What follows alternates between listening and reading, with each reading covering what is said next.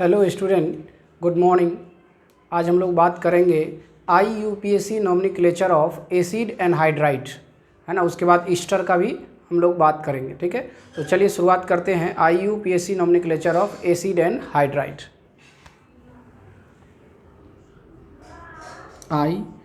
IUPAC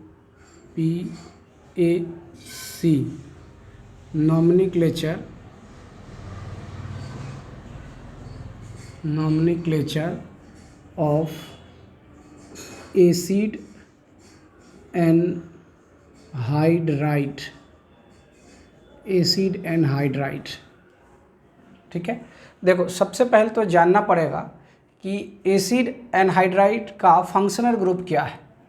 तो देखिए, यहाँ पर हम फंक्शनल ग्रुप इसका लिखते हैं, functional group of acid anhydride.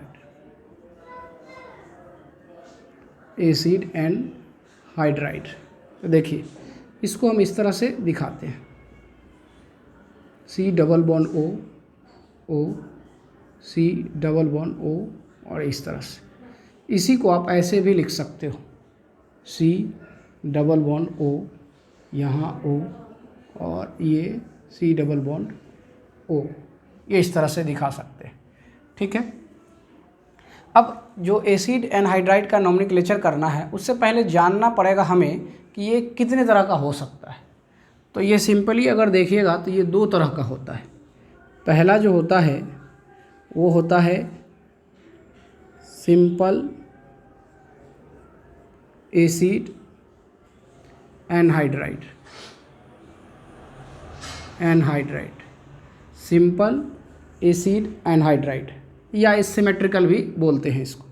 तो देखो, इसमें क्या होता है कि जैसे ही आप देखिएगा कि जो कार्बोक्सिलिक एसिड है वो मिक्स करके बनता है। तो देखिए, जैसे हमारे पास ये R है, C डबल बॉन्ड OH, एक कार्बोक्सिलिक एसिड है।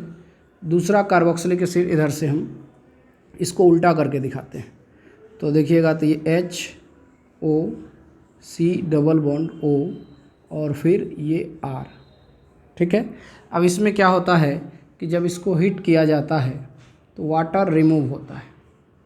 वाटर रिमूव हो कैसे? यहाँ से अगर H आ रहा है तो देखिए ये इस तरह से OH बाहर हो जाएगा। तो अब आपके पास क्या बन जाएगा? R, C double bond O, फिर ये O, यहाँ का जो O है, फिर double bond C double bond O, और ये R। अब इसमें क्या देख रहे हैं, यहाँ और यहाँ दोनों तरफ अगर ऑक्सीजन के, ये जो ऑक्सीजन लिंकेज है, इसके दोनों तरफ देखें तो समान जो आपके पास ग्रुप है वो जुड़ा हुआ है। यहाँ पर भी देखिए, इसके साथ देखिए R है, इधर भी R है। तो ये हो गया क्या? सिंपल एसिड एनहाइड्राइड, या सिंपल एनहाइड्राइड भी इसको कह सकते हैं। क्या कह सकते हैं इसको? ये सिंपल हो गया, साधारण सिंपल एनहाइड्राइड, सिंपल एनहाइड्राइड, ठीक है। तो इसका जो नाम लिखाएगा वो कैसे लिखाएगा? एल्केनोइक एनहाइड्राइड। देखिए, ये अल्काइल ग्रुप है इधर, इसीलिए इसको क्या लिखे? एल्केनोइक। जितने कार्बन का रहेगा उस अनुसार से हम लोग इसको लिखते हैं। तो ये हो जाएगा क्या? एल्केनोइक एनहाइड्राइड। ये तो हो गया सिंपल का। उसके बाद एक आता है मिक्स एनहाइड्राइड का, ठीक है। क्या आता है? मिक्स एनहाइड्राइड का। तो वो कैसे आएगा उसको हम ऊपर मिटाते हैं और मिक्स एनहाइड्राइड आपको बताते हैं। देखिए, इसको मिटा देते हैं। यहाँ देखिए,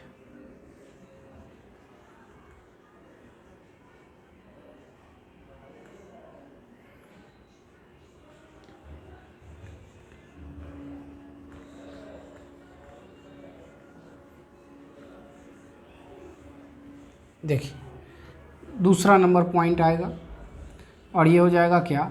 मिक्स्ड एनहाइड्राइड,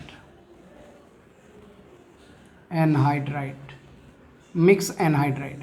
मिक्स में क्या होता है? दो अलग अलग ग्रुप। जैसे यहाँ पर देखिए, सेम कार्बोक्सिलिक एसिड यहाँ पार्टिसिपेट किया है, यहाँ क्या होगा? दो अलग अलग। जैसे अगर हम एग्जांपल ले लें CH3 और ये C डबल OH, यानी ये आपका एसिटिक एसिड का है, एसिटिक एसिड, ठीक है। उसी तरह दूसरा जो है, थोड़ा सा इसको अलग करके लिखते हैं, ये देखिए COO ऐसे, ठीक है, CH2 और यहाँ CH3, तो ये हो जाएगा प्रोपेनोइक एसिड, प्रोपेनोइक एसिड।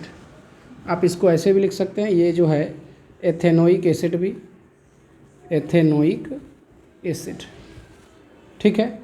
अब इसमें भी वही बात होगा, ठीक है। यहाँ जैसे ही वाटर रिमूव होगा H2O, तो आपके पास दो पार्ट, इधर देखिए यहाँ से ये CH3, C double bond O, यहाँ O, और फिर यहाँ से क्या होगा C double bond O, CH2 और ये CH3।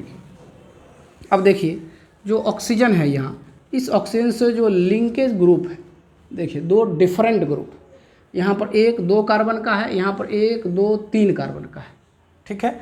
यहाँ कितना है 1 2 और इधर कितना है 1 2 3 कार्बन का है। जैसे ही आपका डिफरेंट हो जाएगा तब इसका नोमेनक्लेचर अल्फ़ाबेटिकल ऑर्डर में लिखेंगे, अल्फ़ाबेटिकल ऑर्डर। कैसे नाम लिखेंगे इसको? अल्फ़ाबेटिकल ऑर्डर में। तो देखिए जैसे ही अल्फ़ाबेटिकल लिखे थे दोनों का देखेंगे तो क्या आएगा, ये हो गया 2 कार्बन का है तो एथेनोइक, और ये 3 कार्बन का है तो प्रोपेनोइक।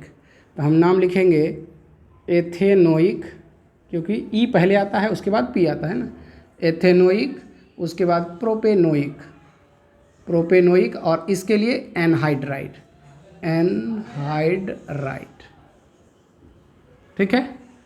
क्लियर है?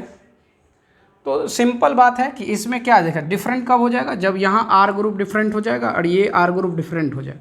ये दोनों अगर डिफरेंट हो गया तो वह हो जाएगा मिक्स एनहाइड्राइड।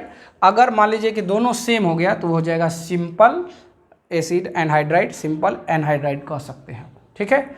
चलिए इसको आप नोट कर सकते हैं।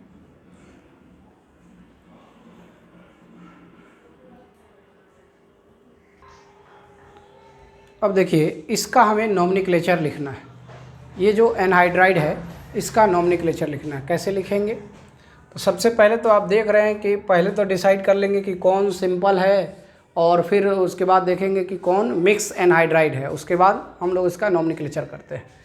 तो देखिए ये साधारण आपको दिख रहा है सिंपल, क्योंकि देखिए इस ऑक्सीजन से जो लिंकेज है इधर 1 कार्बन का है, इधर भी 1 कार्बन का है, तो ये कैसा हो गया, सिंपल हो गया। और जैसे ही सिंपल हो गया तो किसी एक पार्ट का नाम हम लिखते हैं, तो ये हो जाएगा क्या, मेथेनोइक, और यहाँ हो जाएगा एनहाइड्राइड, मेथेनोइक एनहाइड्राइड। वैसा ही यहाँ देखिएगा तो इधर जितना कार्बन है उतना ही इधर भी है, इधर जितना साइड चेन है उतना ही इधर भी है, मतलब ये दोनों तरफ बराबर है, तो ये सिंपल हो गया। तो इसका नाम कैसे लिखेंगे, तो काउंटिंग करेंगे इसमें। ये देखिए ये जो पोजीशन है यहाँ से 1, ये 2, ये 3, तो आप क्या देख रहे हैं 2 नंबर पर मिथाइल है, कोई एक पार्ट का लिखेंगे 2 मिथाइल, और उसके बाद प्रोपेनोइक, प्रोपेनोइक चूँकि 3 नंबर है, और एनहाइड्राइड, एनहाइड्राइड, ठीक है। अब देखिए अब यहाँ कैसे होगा, तो यहाँ देखिए ये पूरा लिंकेज है 1, ये 2 3 4, तो यहाँ पर हम लोग कहते 4 का हो गया, तो ये हो जाएगा ब्यूटेन, देखिए ध्यान से ब्यूटेन, चूँकि ये भी शामिल हो गया है, और इसके लिए क्या, ब्यूटेन डाइओइक एसिड कितना पर है, तो देखिए ऐसे भी आप देख रहे हैं कि 1 और 4 पोजीशन पर है, तो ये हो जाएगा ब्यूटेन डाइओइक एसिड, डाइओइक, इसके लिए एनहाइड्राइड, एसिड नहीं एनहाइड्राइड, एनहाइड्राइड। क्लियर? ये देखिए 1 2 3 4 के लिए ब्यूटेन, और डाइओइक, देखिए इसके कारण इसके कारण ये दोनों के लिए डाइओइक आ गया, और इसके लिए क्या हो गया, एनहाइड्राइड आ गया। तो इसको लिखेंगे ब्यूटेन डाइओइक एनहाइड्राइड। देख रहे हैं ना? अब यहाँ पर आइए, इसमें देखिए इसमें देखिए यहाँ से यहाँ तक 4 कार्बन है, और यहाँ से यहाँ तक 3, तो ये तो डिफरेंट हो गया, ये तो हो गया मिक्स वाला, है ना। तो मिक्स वाला को अल्फ़ाबेटिकल ऑर्डर में लिखते हैं। तो अल्फ़ाबेटिकल ऑर्डर में देखिए यहाँ कितना होगा, 1 2 3 4 है, तो यानी ब्यूटेनोइक हो जाएगा। इसमें देखिए 1 2 3 है, तो ये प्रोपेनोइक हो जाएगा। तो पहले हम लोग ब्यूटेनोइक को लिखेंगे, क्यों? क्योंकि अल्फ़ाबेटिकली यही फर्स्ट आता है, ब्यूटेनोइक, और उसके बाद प्रोपेनोइक, प्रोपेनोइक, और तब इसके लिए एनहाइड्राइड। एनहाइड्राइड कब हो रहा है ये? जब मिक्स आ रहा है, डिफरेंट हो रहा है तब। उसी तरह इसका नाम अगर हमको लिखना हो तो कैसे लिखेंगे? तो देखिए यहाँ से तो आएगा पहले 1, और ये 2 3 4 5 6, ये तो पता है 6 का है। तो आपको क्या करना पड़ेगा, ये जो हो जाएगा, ये 2 बार है, तो आपको यहाँ पर लिखना पड़ेगा। पहले तो इसका पूरा का नाम होगा, ये जो है, तो ये जैसे ही इसको लिखोगे तो ये हो जाएगा साइक्लोहेक्सेन, चूँकि इससे बाहर है ना फंक्शनल ग्रुप, तो साइक्लोहेक्सेन, और 1 2 2 पोजीशन पर है ना, 1 पर भी है और 2 पर भी, क्या है? डाई कार्बोक्सिलिक, डाई कार्बोक्सिलिक, और उसके बाद ये क्या हो जाएगा? एनहाइड्राइड। ठीक है। उसी तरह इसमें देखिए तो यहाँ तो सेम आ रहा है, एक कार्बन है यहाँ से, इसके बाद देखिए ये प्रोपाइल है, इधर भी प्रोपाइल है, मतलब ये जो आप देख रहे हैं कार्बन, ये जो ग्रुप देख रहे हैं, इसको हम बात कर रहे हैं। तो ये हो जाएगा क्या? साइक्लोप्रोपेन, साइक्लोप्रोपेन, और कार्बोक्सिलिक, कार्बोक्सिलिक एनहाइड्राइड, एनहाइड्राइड। ठीक है। और इसका क्या होगा? तो देखो ये 1 2 पोजीशन पर है, तो ये पहले तो बेंजीन का पूरा नाम, तो बेंजीन है ना, इसका पोजीशन 1 2, और डाई कार्बोक्सिलिक एनहाइड्राइड, एनहाइड्राइड। ठीक है। ये इस तरह से इसका नामकरण आ जाता है। क्लियर है? ठीक है, कोई दिक्कत तो नहीं है इसमें, होना भी नहीं चाहिए, क्योंकि बहुत आसानी तरीके से और एक एक करके अलग अलग करके हम बताने का प्रयास कर रहे हैं। ठीक है ना।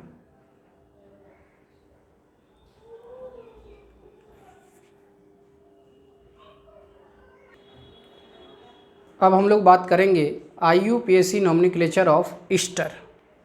ठीक है, तो यहाँ शुरुआत करते हैं, हम लोग लिखेंगे IUPAC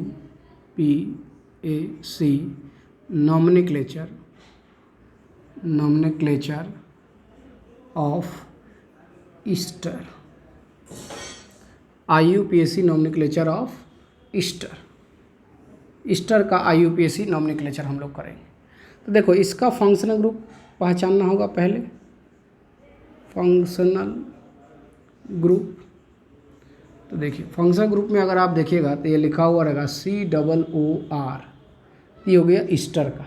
इसको कैसे करते हैं थोड़ा सा देखिए, स्ट्रक्चर फॉर्म में अगर देखें तो ये इस प्रकार का होगा, ये R अल्काइल ग्रुप इससे जुड़ा होगा। ठीक है, देखो तो इसको ये किस प्रकार से आता होगा, तो देखिए ये एस्टरिफिकेशन रिएक्शन से आता है। कैसे आता होगा, तो देखिए एक आपके पास एसिड होगा OH, ये एसिड का है, कार्बोक्सिलिक एसिड,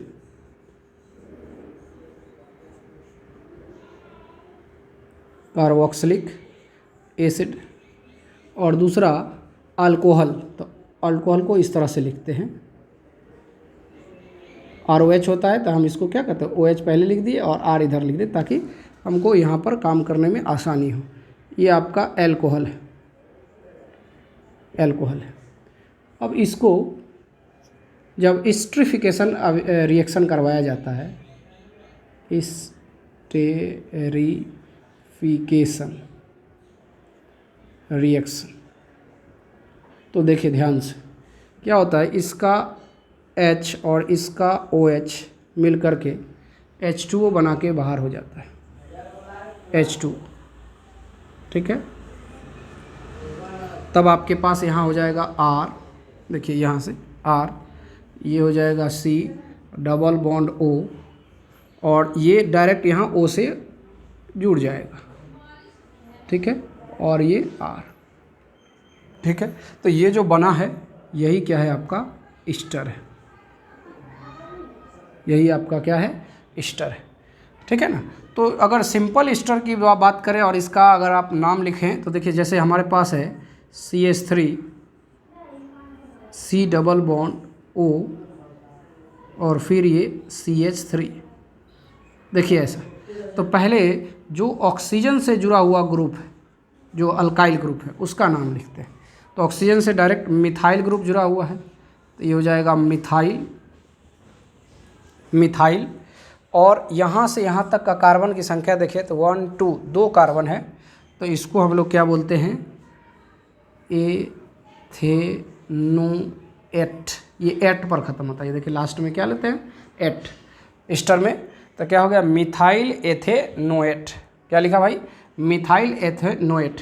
लेकिन अगर मान लीजिए कि यहाँ पर दूसरा कोई ग्रुप हो जाता, जैसे ये देखिए CH3 है और ये O है, यहाँ O है, CH2 है, फिर ये CH3 है, देखिए अब 2 कार्बन हो गए। तो क्या दिक्कत है यहाँ पर, कुछ नहीं, वही यहाँ पर केवल इथाइल लिख देंगे, पहले जो ऑक्सीजन से डायरेक्ट अटैच है यहाँ पर उसका नाम लिखेंगे, ये अल्काइल ग्रुप का, तो इथाइल, और फिर ये 2 कार्बन का है तो इथेनोएट, 3 कार्बन का रहेगा तो प्रोपेनोएट, 4 कार्बन का रहेगा तो ब्यूटेनोएट। ये इस तरह से नाम इसका हम लोग लिखते हैं, ठीक है। तो ये किसका फंक्शनल ग्रुप, ये ईस्टर का फंक्शनल ग्रुप है। ईस्टर को किस तरह से प्राप्त करते हैं, तो कार्बोक्सिलिक एसिड और अल्कोहल का एस्टरिफिकेशन अभिक्रिया कराते हैं, तब हमें ईस्टर प्राप्त होता है। और तब छोटा छोटा ईस्टर का हम यहाँ पर नाम आपको बता रहे हैं, और धीरे धीरे करके फिर और भी कई हम नाम इसमें बताएंगे, ठीक है ना। तो चलिए, इस चीज़ों को आप नोट करना चाहते हैं तो आराम से इसको नोट कर सकते हैं, ठीक है ना। एस्टरिफिकेशन रिएक्शन का डिटेल स्टडी पढ़ते हैं हम लोग, जब आप 11th क्लास में, 12th क्लास में भी जब आप आइएगा तो ईस्टर है और अल्कोहल, फिनॉल और ईथर एक चैप्टर है, उसमें हम इसको पढ़ते हैं, और एक कार्बोक्सिलिक एसिड का चैप्टर है उसमें भी पढ़ते हैं। 2 बार ये आता है एस्टरिफिकेशन रिएक्शन का, ठीक है ना। तो चलिए इसको आप नोट कर सकते हैं।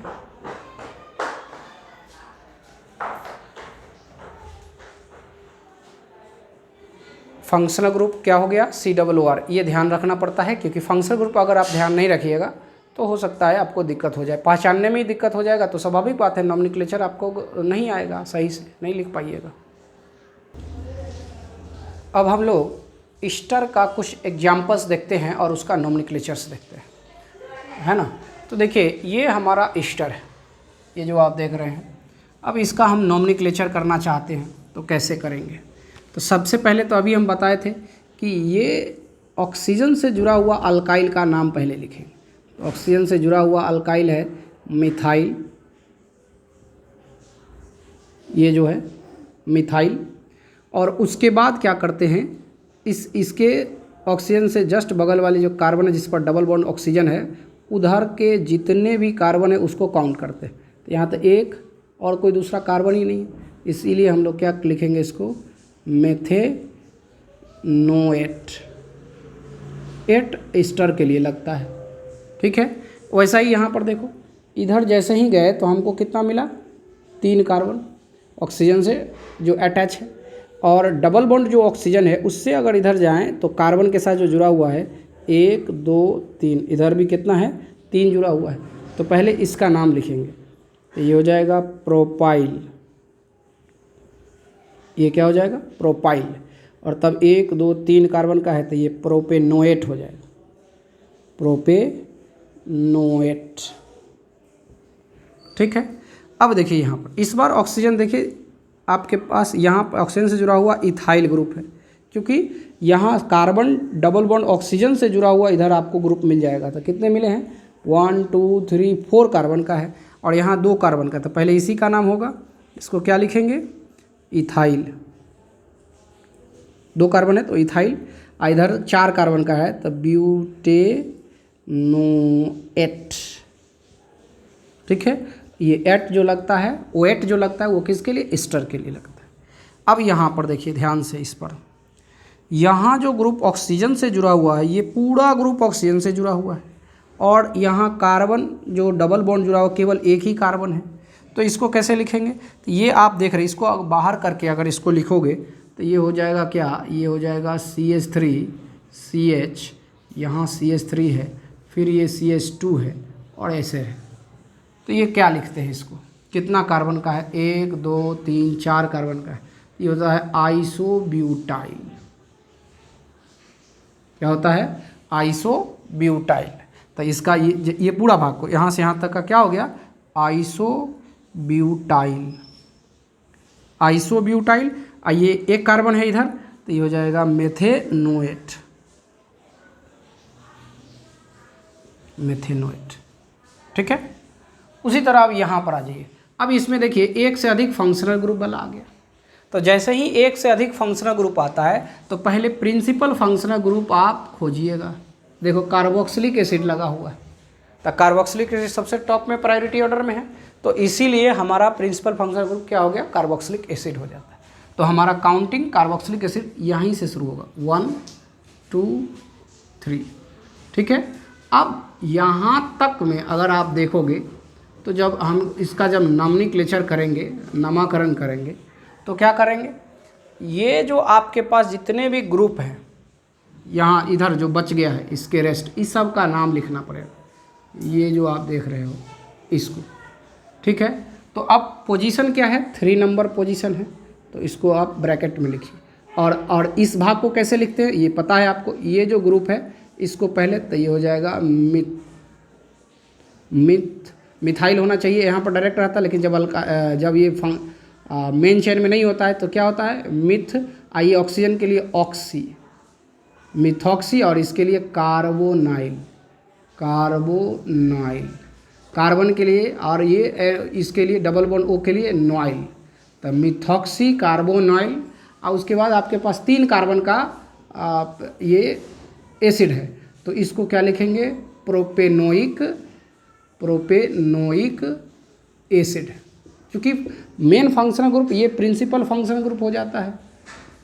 प्रिंसिपल फंक्शनल ग्रुप ये क्या हो जाता है? प्रिंसिपल फंक्शनल ग्रुप होता है। तो हमारा ये मेन हो जाता है, यहाँ से यहाँ जो आप देख रहे हैं ये मेन चेन हो जाता है, और ये सब क्या हो जाता है? Side chain. तो साइड चेन में इसको जब लिखते हैं तो ये हो गया मिथ, और इसके लिए ऑक्सीजन के लिए ऑक्सी, और ये कार्बन के लिए कार्ब, और इसके लिए नोआइल। देखिए ये जो डबल बॉन्ड O है इसके लिए नोआइल, तब मिथॉक्सी कार्बोनोइल। ये 3 कार्बन है तब प्रोपेनोइक एसिड, ठीक है। अलग अलग करके हम लोग को लिखना होता है। जब आप अलग अलग करके लिखिएगा तो आसानी से बन जाएगा। अगर इसको देखिए कॉम्प्लिकेटेड कब हो जाता है? जब आप पार्ट बाय पार्ट नहीं कर पाते हैं, नहीं पहचान पाते हैं, तब आपको दिक्कत हो जाएगी। लेकिन अगर आप पहचान जाइएगा तो आसानी से इसको लिख सकते हैं। अब देखिए ये अगला पॉइंट। अब यहाँ पर भी हमारे पास प्रिंसिपल फंक्शनल ग्रुप, देखिए ये मेन चेन वाला आ गया, लेकिन ये पूरा साइड चेन वाला हो गया। ये पूरा जिसको हम घेर रहे हैं, देखिए ये साइड चेन हो गया। लेकिन इस बार क्या है, यहाँ से देखिए कार्बन डबल बॉन्ड ऑक्सीजन जुड़ा हुआ था CH2 से, अब इस बार ऑक्सीजन जुड़ा हुआ है, यहाँ देख रहे हैं ऑक्सीजन। लेकिन मेन तो फंक्शनल ग्रुप यही है हमारा, principal functional group. Principal functional group तो यही है ना। तो इसको कैसे हम लोग लिखेंगे? तो इसको लिखने के लिए हम लोग क्या करते हैं, पहले ये जो पार्ट्स है इस सब को देखेंगे, जो यहाँ पर हमारे पास है उसको देखें, पोजीशन दिखाएंगे तो 3, और 3 पोजीशन के बाद हम लोगों को इसका नाम लिखना होगा। तो देखिए इसमें आप क्या देखते हैं, 1 2 कार्बन तो ये आपके पास है, तो ये हो जाएगा 2 कार्बन हो गया, तो इथेनॉइल। देखिए इथेनॉइल, तो 1 2 तो इथ, इसके लिए नॉइल, देखिए ये नॉइल, इसके लिए ऑक्सी, इथेनॉइल ऑक्सी कोष्ठ बंद, और तब इसका नाम ये हो जाएगा प्रोपेनोइक एसिड, ठीक है। यहाँ से तो दिख रहा है 1 2 3 आसानी से होगा। अब ये देखो 7 नंबर है, इसको अलग अलग करके हम कैसे लिखेंगे? तो देखिए हम इसमें से किसी को मिटाते हैं और इसको बीच में लाते हैं, और सब पार्ट को अलग अलग करके बताने का प्रयास करते हैं। तो देखिए हम क्या करते हैं, ये पहला दूसरा इसको हम मिटा देते हैं, ताकि हमें इसको अलग करके नाम लिखना आसानी से पता चल सके। तो देखिए हम इस 2 को 1 2 मिटा देते हैं।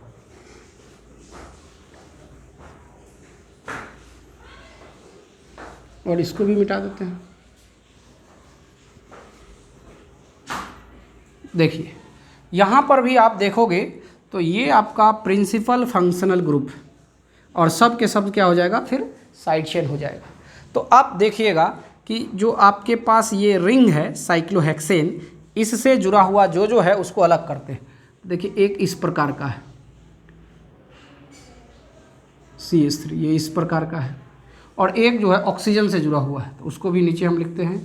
देखिए ये ऑक्सीजन से जुड़ा हुआ है और double bond carbon, double bond oxygen, फिर ये CH2 और ये CH3। ठीक है, तो देखिए एक बात तो स्पष्ट है कि काउंटिंग प्रिंसिपल फंक्शन ग्रुप से होगा, तो 1, ये 2 हो जाएगा, 3 और ये 4 हो जाएगा। ठीक है, 5, 6 ये इस तरह से दिखा सकते हैं। अब इसमें से और इसमें से किसको पहले लिखेंगे ये देखना है। तो देखिए यहाँ 1, 2 कार्बन का, इधर 1, 2, 3 कार्बन का है, तो इसको पहले नाम लिख लेते हैं, उसके बाद हम अल्फ़ाबेटिकली कैसे अरेंज करते हैं ये हम लोग करना है। तो देखो जब इसी तरह का 2 ऊपर अभी आया था, जब देख रहे हैं यहाँ पर, ये इसका नाम हमें लिखना था, तो कैसे लिखे थे, ऑक्सीजन जो डायरेक्ट जुड़ा हुआ है उसको क्या लिखेंगे, मिथ, ये ऑक्सीजन को हो जाएगा ऑक्सी, ये हो जाएगा कार्बोनॉइल, इसके लिए कार्बन, इसके लिए नॉइल, ये हो गया इसका नाम। ठीक है, अब इसका देखो तो इसको कैसे लिखेंगे, तो आपके पास इसका भी हम यहाँ पर उदाहरण दिए हुए हैं। देखिए ये ऑक्सीजन जब जुड़ा हुआ है, इधर 2 कार्बन है, जब ऑक्सीजन जुड़ा हुआ है इधर 3 कार्बन है, तो इसको क्या लिखेंगे, ये जो हो जाएगा इसका नाम हो जाएगा 1, 2, 3 कार्बन है। ठीक है, तो ये हो जाएगा प्रोपे, इसके लिए नॉइल, प्रोपेनॉइल। देखिए 1, 2, 3 के लिए प्रोपे, आई ऑक्सीजन के लिए नॉइल, आई इसके लिए ऑक्सी, ये इस तरह का होगा। अब देखो ये M है, ये P है, तो अल्फ़ाबेटिकली कौन पहले आ जाएगा, यही आएगा। इसका मतलब है कि हमें लिखना होगा 2, ये नंबर है, और 2 नंबर पर इसका पूरा का नाम हो जाएगा, क्या हो जाएगा, मिथॉक्सी, उसके बाद कार्बोनॉइल, कोष्ठ बंद, उसके बाद इसका पोजीशन, तो पोजीशन इसका कितना है, 4 नंबर है। यहाँ देखिए ऐसे करके 4 दे देंगे, नीचे लिख देते हैं, उधर नहीं दिख रहा है तो नीचे लिख देंगे। तो इसका क्या नाम लिखे हैं, प्रोपेनॉइल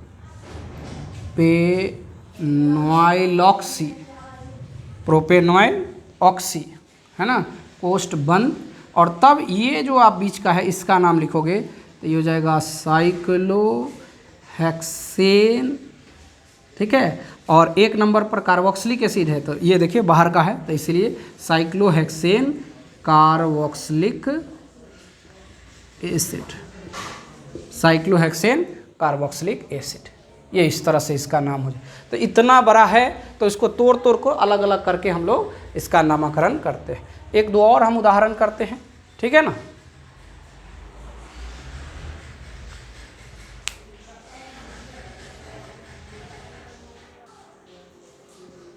चलिए इसका जो है कैसे नाम लिखेंगे, ये 3 आपके पास यहाँ पर दिया हुआ है, इसका 8 नंबर, 9 नंबर और 10 नंबर, इसको कैसे लिखेंगे, पहले इस भाग को हम मिटा देते हैं ताकि रफ वगैरह करने में भी आसान हो जाएगा।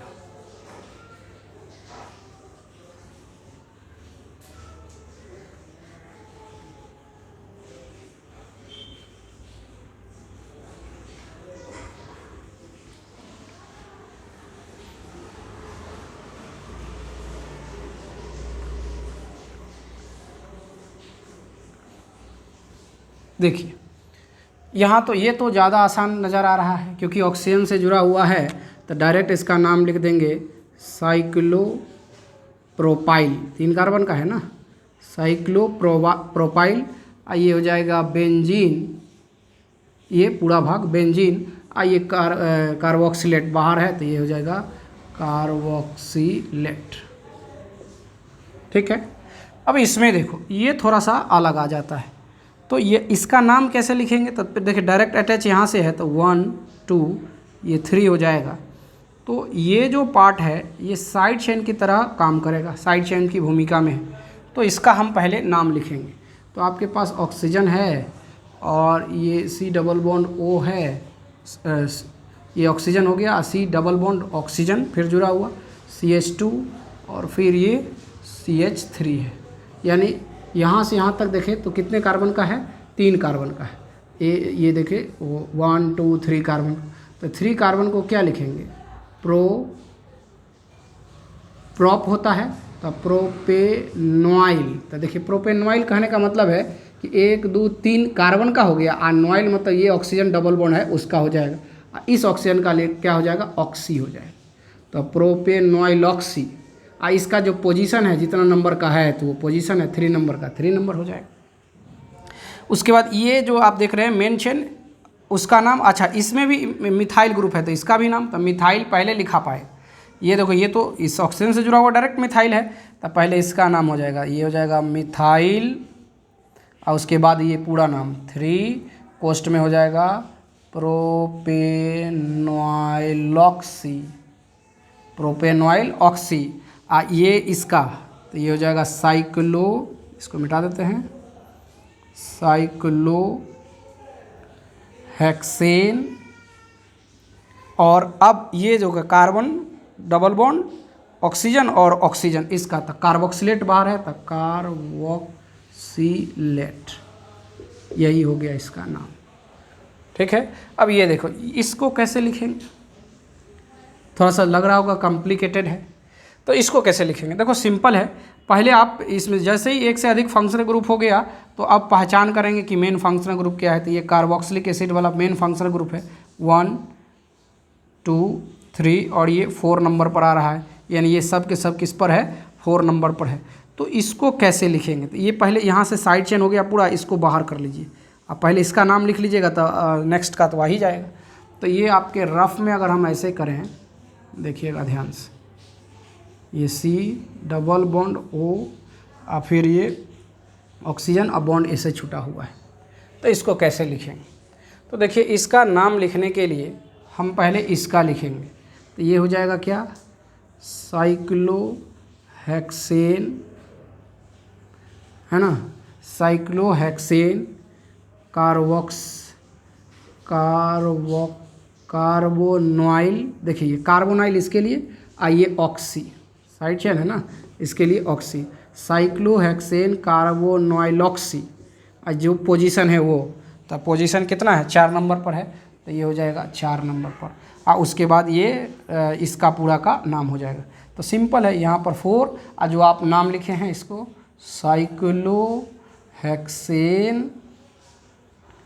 है ना, कार्बोनॉइलॉक्सी, देखिए कार्बोनॉइलॉक्सी, ये इसका नाम हो गया, ये पूरा का नाम, ये कार्ब ये जो कार्बन है इसके लिए कार्ब, और इसके लिए नॉइल, और इसके लिए ऑक्सी, ये साइक्लोहेक्सेन। अब ये देखिए ये हो गया क्या पूरा, ये बेंजीन, ये बाहर है कार्बोक्सिलिक एसिड, तो हो जाएगा क्या, बेंजीन कार्बोक्सिलिक एसिड, या फिर आप इसको बेंजोइक एसिड भी लिख सकते हैं। ठीक है ना, तो इस तरह से आज हम लोग सीखे क्या, एसिड एनहाइड्राइड और ईस्टर का नाम लिख लीजिए। ठीक है, तो अगले क्लास में हम फिर एसिड हैलाइड का हम बात करेंगे। ठीक है, तो आज इतना ही रहने देते हैं।